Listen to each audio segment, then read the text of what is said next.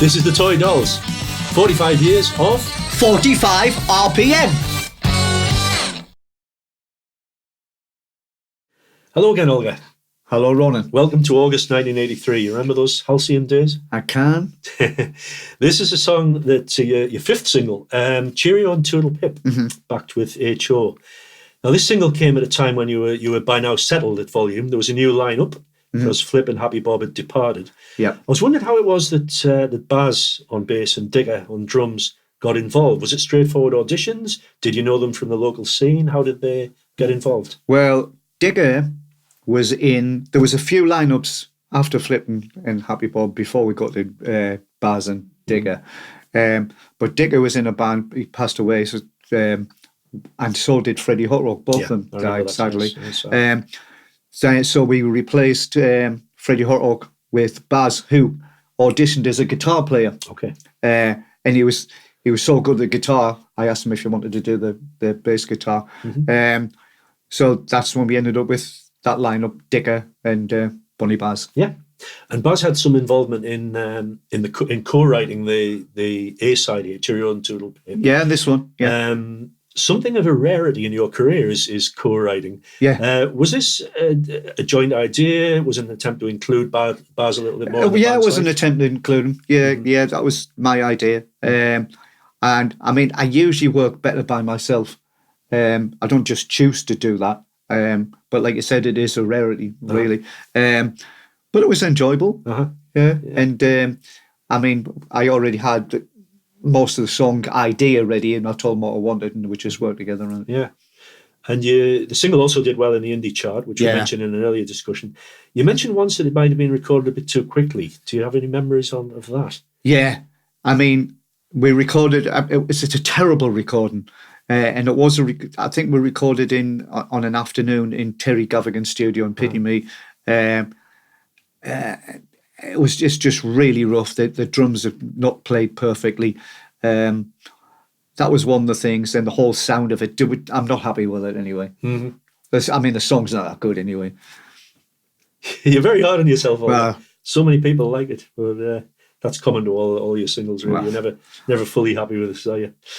The subject matter of the A side, the Cheerio and Toodle Pip, seems to be another example of lads, perhaps of your own age, your friends being forced to grow up and devote more time and energy to their wives and their girlfriends. It's a bit like the Up the Garden Path. Yeah, and there's quite a few subsequent ones as well. Yeah.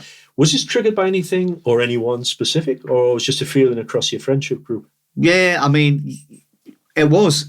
It's like Flip had left and he got married, you know, and he stopped playing bass guitar altogether. Sold his jacket, I see. He sold his jacket, yeah, just to get engaged. But it was things like that, and I always felt that people around you pressurised into getting married and finish playing with bands and seeing the lads down the pub. That's what I felt. There's a great line, and it's not part of the single, but Up the Garden Path, there's a line where, what the hell's got into him? He looks about 40. Yeah, he looks about 40, and I'm 65. But anyway, no.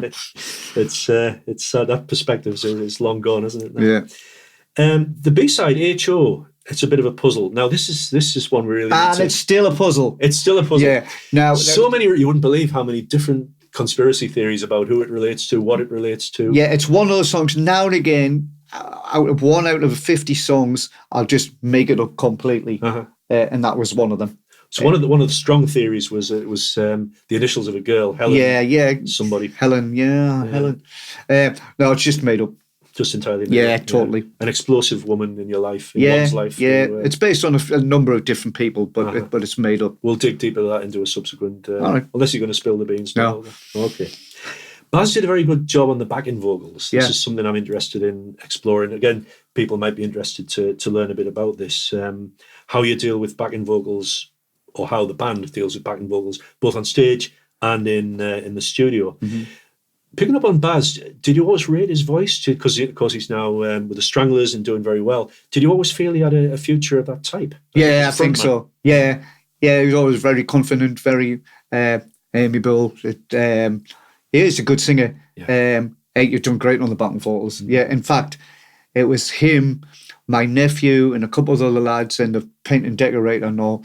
They came back and done all the backing vocals on an album in 1999. I think the anniversary anthems, and that's got the best backing vocals on, Right. with him singing part of it. Yeah, he's got a very versatile voice. And that's brilliant. He does all the songs that Hugh Cornwell used to do, and the Stranglers. He's taken over. His Totally. Does a good job. Yeah, and the guitar is fantastic. Well, he's a better guitar player than me, so wow, he's right up there. And the cover of the single, last question really about Cheerio and Toodle Pip. This was one of those, the picture cover had one of those photo strip stories on the back. Yeah, that wasn't my idea. But I think it's a good idea. Yeah, you used to see it in teenage magazines at the time. It was Volume Records, and they thought the guy that was in the picture looked a bit like Baz anyway, so I thought, I'll just go for it. It's good. So Volume dealt with that entirely, and they wrote the copy and did all the pictures. They did. I mean, I'd done the picture on the front, which is Dicka and me and Bonny Baz at the front, but they'd done everything else. Were you happy with it in the end? Yeah, well, not the song or the recording, but the sleeve was good. Huh? Yeah. Did you find by then you were starting to ease off a bit on the what you call, I don't call, but you call control freakery? Do you think if no, not really. You still wanted the every aspect of it, the cover, the design, the recording itself to be as good as it could be? Well, yeah, just what I like. I'm not saying it was good that my ideas were good. It's just they were my ideas. Yeah.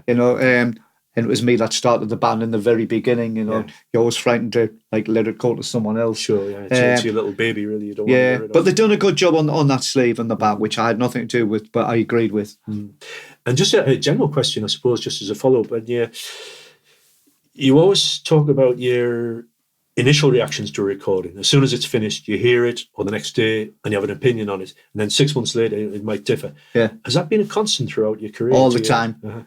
I mean, especially with the Absurdities album, when I recorded that and finished it, I thought it was all right. And then I heard it 3 months later, and I thought that was amazing. And vice versa sometimes, with different songs. You think, oh, this is great, and you leave it and you listen again, and I think, no, it's rubbish. All the time. It's like a fine wine. It can grow on you, and then 6 months later you find it's better than it was. Or it's gone off. Okay, thanks very much, Olga. Thanks, Ronan.